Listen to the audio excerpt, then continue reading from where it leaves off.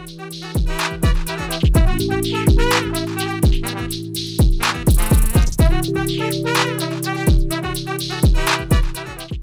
hey guys, welcome back to another episode of Free Thinking with Montel. Today we have a captivating story that I think you will truly open your eyes to the complexities and triumphs of living with mental illness. We're talking about resilience, healing, and finding hope in the face of adversity with an incredible guest. Marcia Naomi Berger. Marcia is the author of the powerful new memoir, The Bipolar Therapist, A Journey from Madness to Love and Meaning. This episode is part of my new book club series where we explore insightful literature that encourages discussions around important topics. Marcia's story is one of courage and overcoming life's toughest challenges, and she's here to share it with us today. So welcome and thank you so much for joining us today, Marcia. Thank you. It's my pleasure to be here. Absolutely. Well, look, let's jump right into it. Your book covers a lot of ground, from your struggles with bipolar disorder to your experiences as a psychotherapist. One of the first things I want to kind of talk about is the stigma surrounding mental illness. Why do you think people often don't even talk about the mental health issues that they have?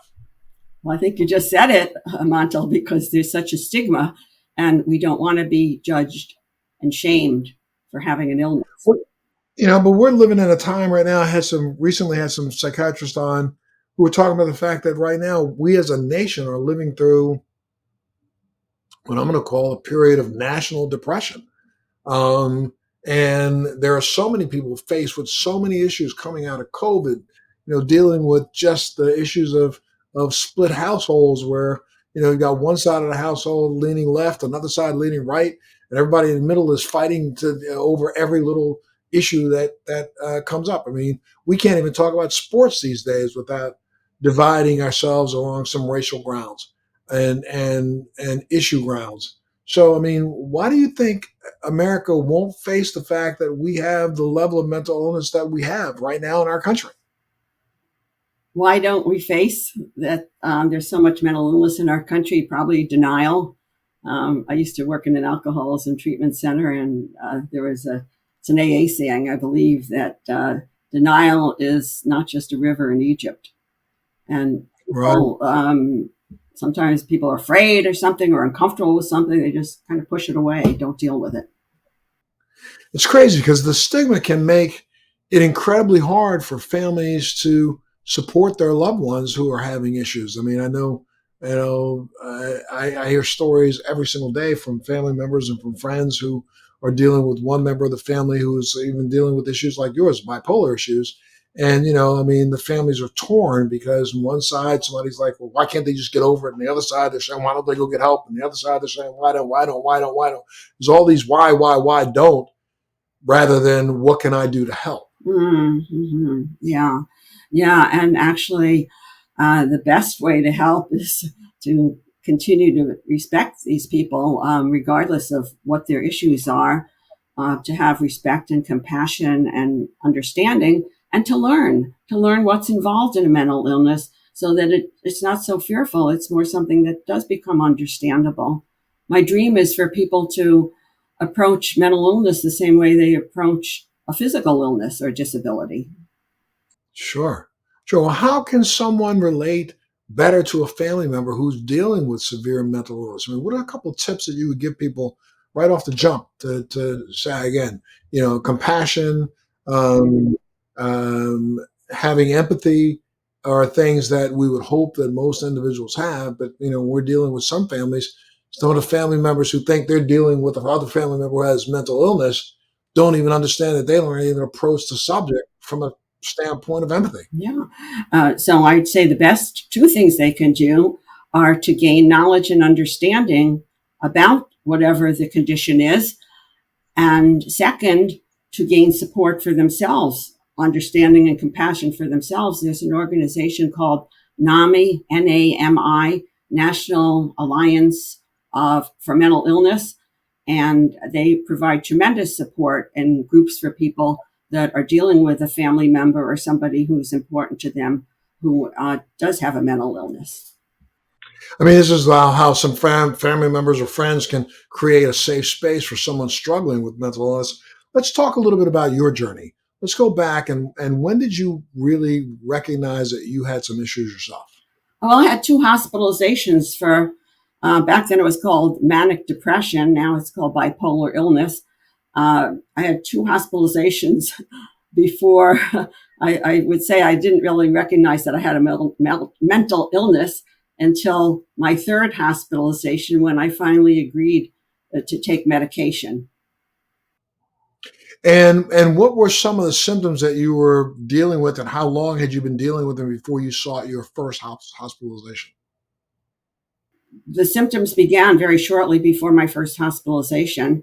I was delusional. I was imagining that I was going to marry somebody who the subject of marriage never came up with. And I thought I had special powers and I could heal people by looking at them, beaming my eyes at them. All this happened on my way to a trip to New York. I'm in San Francisco at the time, working in the Alcoholism Treatment Center, and I was flying to New York to go to my sister's wedding in Rockaway in Queens. And on the way was when things started getting very strange, and it kept going for a few nights without sleep at my mother's house in Rockaway, and I was then taken to a hospital. But now, I mean, at this point in time, don't, you don't have to give me your age, but at this point in time, you've already graduated from college, you already have your degree, you're already working in a capacity as providing help to other people who are ill, people who are dealing with alcoholism, some people dealing with other mental illness issues. You're already doing this. You're working in a space. You're living a life. You're living a dream. You're living a dream of helping other people. And then did this just come out of nowhere? It did seem like it came out of nowhere. If people read the book, The Bipolar Therapist, they may have some kind of understanding or interpretation of why this happened at this time. I cannot say for sure, but there were various stresses in my life, but there's always some stress. So I can't really explain why it happened at this time, but there were a lot of circumstances that maybe contributed, let's say. Sure. And your first journey through hospitalization, did you come out of that first hospitalization thinking that you had this under control? Well, I thought it was a big mistake, and I blamed my mother for it because I believe she must have called the police or whatever you call when you don't know what to do about an emergency. So I thought it was like a fluke and it shouldn't have happened. As I said, they say denial is not just a river in Egypt. So I was in denial for a year and a half. I had 3 hospitalizations in a year and a half, starting when I was almost 30 years old. Very late. So you go in. How long were you in the first time? A couple of months? How long was in a hospital? Yes. Oh, it was 8 days, and then a rehab place for 2 weeks, and then I went back to work. And did the issues kind of resolve themselves for a little bit of time? Well, bipolar is typically episodic. You have an episode, especially in the case of, I can speak from my own case, the manic episodes would last long enough for me to get hospitalized. And then and then after I got out of the hospital, I was stable. Even when I didn't have the medication, after I got out of my second hospitalization, when I was strongly urged to take lithium, which was the drug of choice back then for bipolar or manic depression. It's not anymore because there are a lot of side effects. So the physicians recommend other drugs usually. But anyway, so they were short episodes, and then pretty long periods of functioning okay in between. So you go through a second episode or bout, and same type of protocol where you go inpatient for a period of time, then work in a rehabilitative setting for a little bit of time, and again, symptoms seem to subside. Then you go back a third time. When did they finally get a grip on what medication you should be on to kind of keep you stable? Okay, well, the psychologist was right. During the second hospitalization, I should have started on lithium, but I was still in denial. Third hospitalization, very kind psychiatrist. I trusted him. And I also had some dear friends who visited me in the hospital, and they talked to him, and he explained about lithium, and then they pleaded with me to take lithium. And then I went ahead and I started the lithium and stayed on it for a long time. And you stayed stable throughout this whole Lithium period? was great. I was advancing in my career. I changed jobs. Ironically, I was recruited to work in a psychiatric ward at San Francisco General Hospital, where I worked for about 4 years and earned the respect of my colleagues. I was granted a clinical faculty appointment at UC Medical School in San Francisco. And then I became executive director of a family service agency. So everything was going fine, as long as I was staying on the lithium, which worked really well. And I did not have side effects. I was very fortunate that my psychiatrist put me on it was a very, very low dose, less than the clinical recommendation, about half of the clinical recommendation. And that worked okay for me. When I started with the full dose, I was having some like murky thinking side effects, and I asked for it to be reduced, and he did. Great. Now let's talk a little bit about some of the misconceptions surrounding bipolar disorder. And some of the misconceptions you encounter most often. Well, the worst thing is to be treated like it's something to be ashamed of. And I was stigmatized and I was harassed at work during that time when people actually saw me have a manic episode, because one of them was at work. And that was by far the worst part of it, feeling like an outcast at work where I had been very highly respected and people sought me to supervise their clinical work before. And actually some still did after. But I had colleagues that were extremely disrespectful. Who had been respectful before. And these are colleagues who claim to understand what you were going through. Yeah, well, they didn't. And I think it's my interpretation of what was going on. In retrospect, I'm thinking this is that back then, this was in the 1970s, it was perfectly fine, and it still is, for therapists to get therapy. But this is about your everyday neurotic kind of situations. I had crossed a line by becoming psychotic, and I would imagine that was very frightening to them on an unconscious level. And if it could happen to her, is it going to happen to me? Gotcha. Kind of like, you're working in a field that you deal with this all the time, that it kind of, you start taking it on, or is that a symptom of your work, right? Kind of an idea from some of them? It was a very difficult time for me, and I was very fortunate to have some friends that stood by me. Excellent. Let's talk a little bit about, the fact that some people actually deal with their own, or not deal with, but are able to manage their mental illness and recover and lead productive lives. What do you think contributes to this kind of recovery in some people and it doesn't happen in others? That's a hard question to answer. I don't know if anybody knows.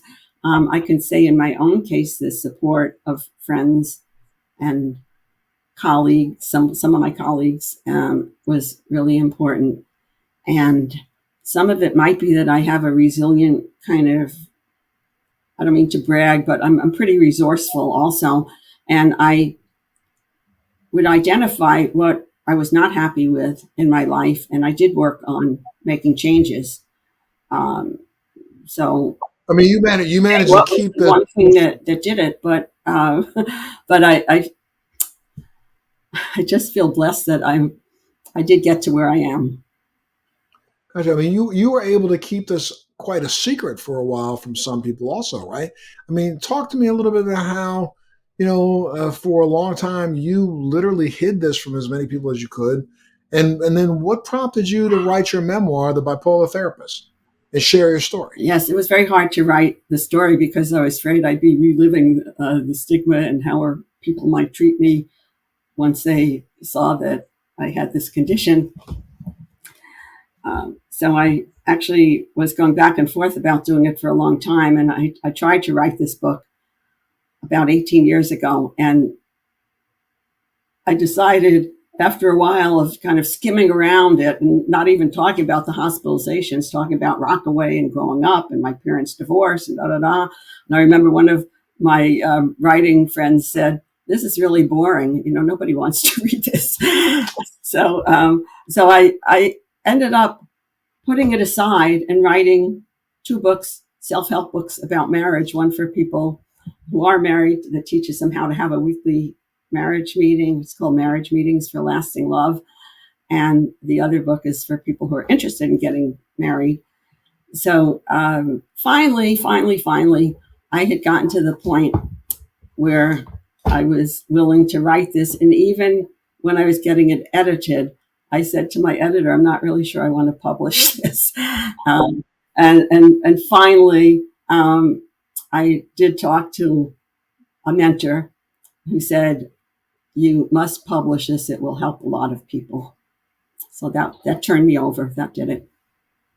That's incredibly inspiring. I mean, I think, now you mentioned that bipolar disorder can run sometimes in families. Did you have any other family members, or do you know of any stories of families where it runs and experiences are shared by several other family members? I do have an uncle who was diagnosed as, back then it was called manic depression, bipolar. Yes. Mm-hmm.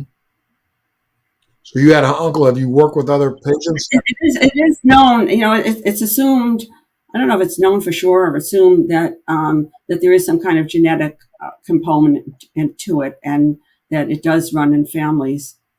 Are we making any headway into trying to identify what that is? Is it, when you say genetic component, we've been able to identify gene, have we been able to identify why or where?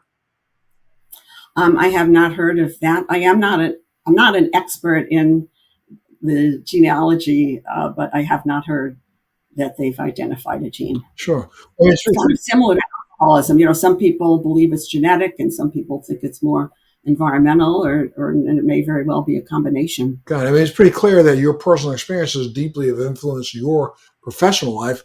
I mean, did your time as a inpatient shape the work that you do now as a therapist?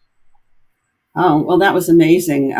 When I was in this rehab facility after my first hospitalization, I found myself helping organize things on the ward and have community meetings like we had at the Alcoholism Center. And I was having this insight that I've now looked at life from both sides. I know what it's like to be on the outside and working with people who are struggling with alcoholism or a different kind of condition. And I've been there myself now. So I believe that it did give me a special kind of understanding and empathy for people that are going through a mental health kind of crisis or situation. And like you said, denial is not just a river in Egypt, but I mean, it also is something that is endemic and part of the nature of mental illness. I mean, what encouragement would you offer to someone who right now is like listening to this podcast and trying to figure out, should I get help? Is there help? Is there a way to help me? Or what would you say? Give me some things that you would tell people, and people who are listening in right now who have not had their first hospitalization, but they know that they went through something that was disturbing enough for them to seek help, or maybe even start to think about what help looks like. How would you get them to actually reach out and try to get help? Well, I can't force anybody to get help, but I would encourage them for sure to get professional help. And sometimes it does take a crisis for people to be willing to get help. Gotcha. But there is a lot of help out there, and people can usually manage a condition when they get the right medication or mix of medications. I mean, I think you talk a little bit about it in your book. Can art and creativity contribute to healing for individuals who have mental illness? Oh, that's another interesting question. I believe that it can. I mean, a lot of places that treat people with alcoholism or mental illness have art therapy as part of the program, and any kind of self-expression, I think, is healthy when it's done in a way where there's enough structure to it that it doesn't go wild, but it's productive. Absolutely. I mean, can you describe some, maybe in your own journey, some pivotal moments in your journey that significantly impacted your mental health?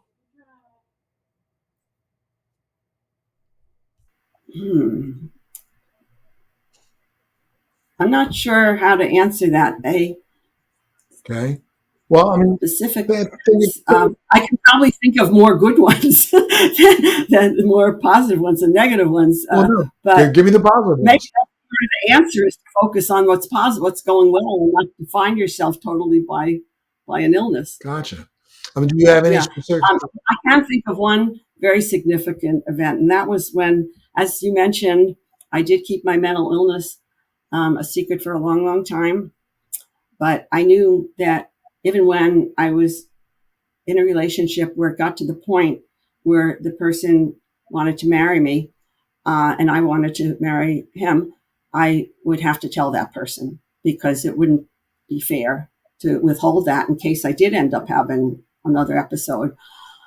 So it was definitely a pivotal event when I told my husband, not yet my husband then, but I knew he was ready to propose. And I told him about it in case it would make any difference to him.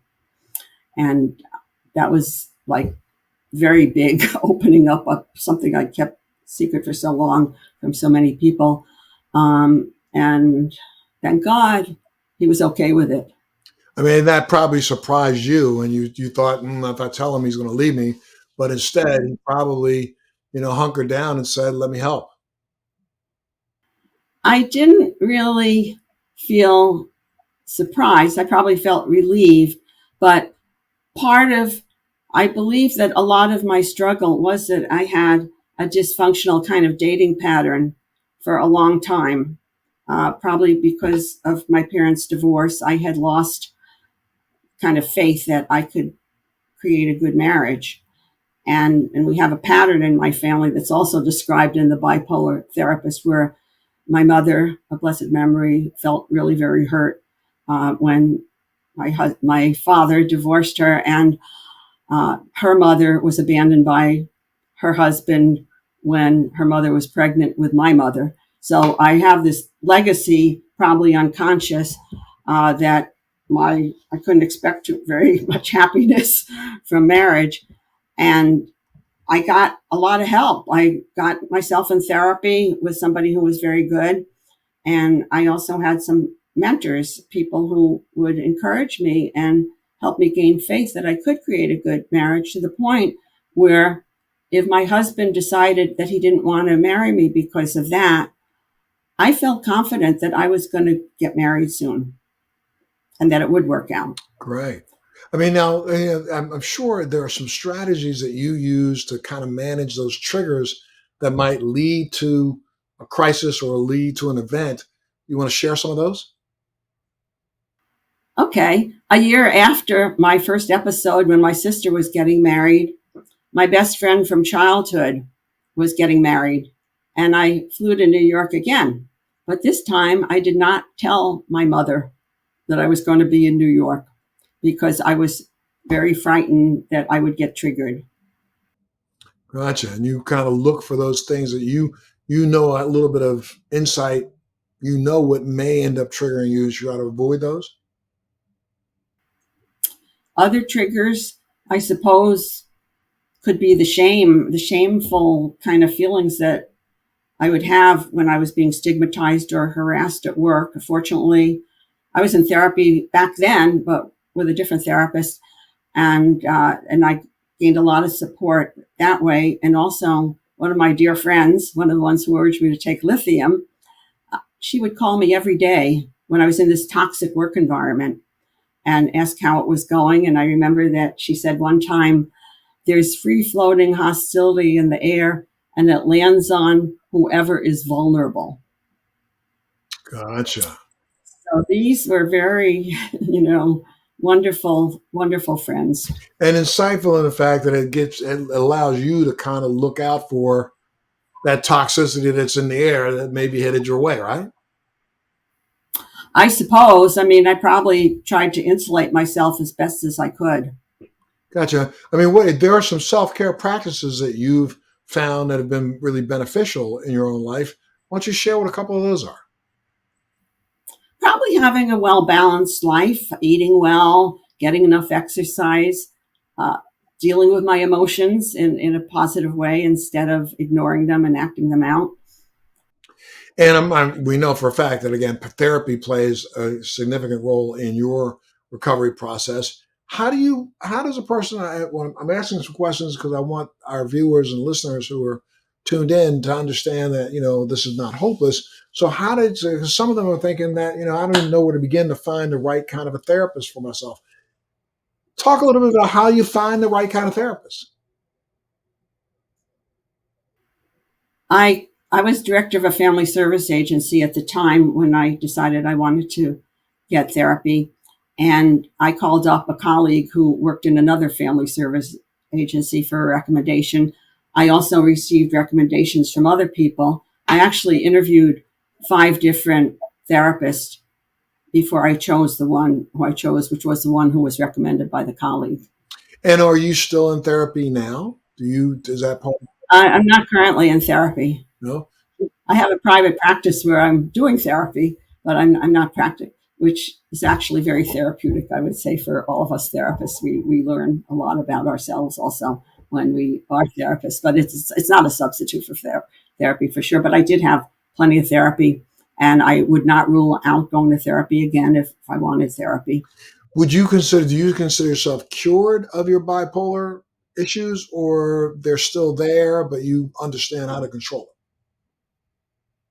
Okay, now this is going to sound controversial because there's a general belief among regular people and also in the professional community that you cannot recover from bipolar illness. Best you can do is to manage it with medication and maybe also with therapy. I have recovered completely. I have not had any medication for bipolar illness for over 30 years, and I haven't had therapy for that in a long, long time either. I guess probably close to 30 years also. Wow. Wow. Over 30 years, yeah. I think that people don't talk about recovery because of the stigma. So talking about recovery means if they're keeping it secretive, they're opening up a can of worms potentially, or they feel like they will, so they don't necessarily talk about it. But I have heard of people who have recovered, and I also read a report based on research about people, percentages of people who do recover from severe mental illnesses, including bipolar and schizophrenia. And about the bipolar, most people do not recover, but some people do. If I'm remembering correctly, it might have been 25%, but I don't want to say for sure because I can no longer locate that study that I took home with me from a meeting I went to.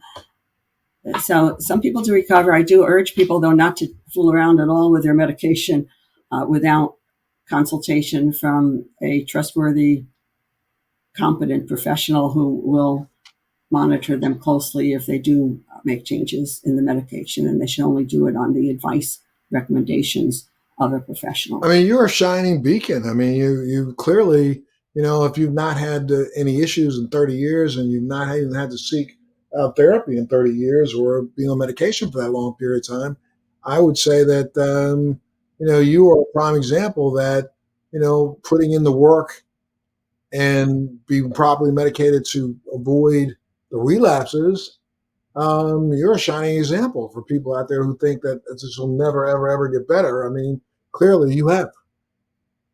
Yeah, I don't want people to have unrealistic expectations. I just don't want to rule out the possibility of recovery because I know that it does exist for some people. Yep. And I mean, that would be probably, I guess, if I were to ask you, for those who are hesitant to go out and seek the mental health therapy that they need, I mean, what advice would you give them? I would say that they should feel free to try more than one therapist, including starting out. And even though as a therapist, I know my time is valuable, but I would rather have people check me out and check some other people out if they're not sure who's the right therapist for them. And if they start therapy and it really doesn't feel right, don't just leave. Talk to your therapist and explain what you're not happy with. And that's when you find out whether this is a good therapist or not. If somebody's who's willing to be open with you and also accept what you're thinking and feeling, and maybe recommend somebody else, or accept that if you decide you want to try somebody else. And help you in that journey in finding that other person, right? Yes, yes. I mean, it seems to be that there would, to me, it would seem like that therapists would like put their ego aside and agree that, okay, if this is not working out with you and I, maybe I can recommend some people that may be more effective. Definitely. I mean, looking back, is there anything you wish you had learned earlier in your journey with bipolar disorder? Yeah, and this is my advice to people that have bipolar disorder or anything else that people may be shaming them about. And that is not to define yourself by your disorder. Know that you are a multifaceted person and you have strengths to give to the world like everybody else. Absolutely, absolutely. Um, if again, I've got viewers that are tuning in and they're trying to figure out, well, I do go through this periods of time of deep depression, but I'm able to kind of cope with it and deal with it. I mean, I without giving up any names or anything, I have a family acquaintance who, has been hospitalized, but has gotten out of that. I'm not sure they are doing as much as they should be doing when it comes to, seeking more therapy. And I feel bad for them because there are times when we call it like they go into their dark hole and they kind of disappear for a period of time. And I have no idea what's going on with them at that point and don't want to get on the phone and call them up and try to make them feel any worse. But what would you suggest to, caring friends to help prompt another friend to, it's time that you literally seek help? I mean, how would I go about having that conversation? Pretty much the way you're having it with me now. You're talking from the heart to them. You're talking about how it makes you feel when you see them go into a deep hole and you wish you could somehow help them come out of it. And it would mean a lot to you, and you love them, and it would mean a lot to you if they would get help. Wow. And do you, I mean, for me talking to you, I take that as, some pretty premium advice because you don't think I'll put them off if I say that, do you? You're using an I statement. You're not judging them. Okay. You know what an I statement is when you say, I feel this way, I think this, Sure. I would like it if. Sure. So you're not judging them. You're talking about what's going on inside of you. That's a tool that I'd love for you to explain a little bit more to my listeners because, there are listeners out there, family members, mothers, fathers, sisters, brothers, cousins, aunts, just friends who want to be able to talk to their friends, but they don't know how to do that. And explain that I statement a little bit more. If we were in a class right now, and you were trying to give me the way to do that. Tell that to the people who are listening. Okay, an I statement starts with the word I, and it does express how you feel. It can express what you want, and it can express what your hopes are, what your dreams are. And it's the opposite of a you statement. A you statement is a judgment often, like you always do this, you never do that, you should do that. So we want to avoid you statements if we want to have a constructive relationship with people. And the I statements are respectful to you, and they're also respectful to the other person. Nobody's getting blamed or stigmatized. Right. It's very interesting. It's a very good tool for conversations, with people who, I remember I picked up a tool once before that speak without offending, listen without defending is a tool. A lot of people don't understand that means that, when you are talking to another person, as soon as you start the you, that's a complete shut the door, right, to a conversation. Right. Shuts them down. And when you're making your I statements, you want them to come from your heart. The tone should also match what your intention is. Absolutely. Because you can make an I statement and it can sound harsh if you're saying it with an angry voice. So your caring should come through. Absolutely. Marcia, one more time, give me the name of the book. My book is called The Bipolar Therapist, A Journey from Madness to Love and Healing. And it's available in, I'm assuming, online and in major bookstores? Yeah, all the usual places, Amazon, Barnes & Noble, books.org is very good to support independent bookstores. Your library, ask for it if they don't have it. Super. Well, if people wanted to reach out to you directly, do you do anything? Do you have a website or something? Yes, they can go to marcianaomiberger.com. If you need the spelling, it's MarciaNaomi and Berger is Berger. Great. Well, I can't thank you enough, Marcia, for sharing your incredible story and insights with us. Your courage and your resilience is truly inspiring, especially to all of our listeners and people out there who are, feeling similarly to you. And like you just said, again, folks, the book is called The Bipolar Therapist. And I want you to go check it out. Check out that memoir. And remember that you're not alone. There's always some hope and there's help available. I mean, I think that's probably the one biggest thing that we could probably leave people with from this whole interview is the fact that you are a testament that, there's hope and help available. Thank you. And thank you so much for having me on your show. Absolutely. And I want to thank all of our viewers for tuning into this episode of today's Free Thinking with Montel. Make sure you, understand that, we have so many inspiring stories and insightful, valuable insights on this format, on this on this podcast. And, you should tune in and check out some of our other episodes. And until next time, I'm going to say thank you so much. Keep thinking freely. Make sure you take care of your mental health and seek the help. If you even think if it crosses your mind, should I reach out and see if I can get some help? That means that you probably need some. So go ahead and reach out. You never know, what the other side's going to be until you venture to the other side.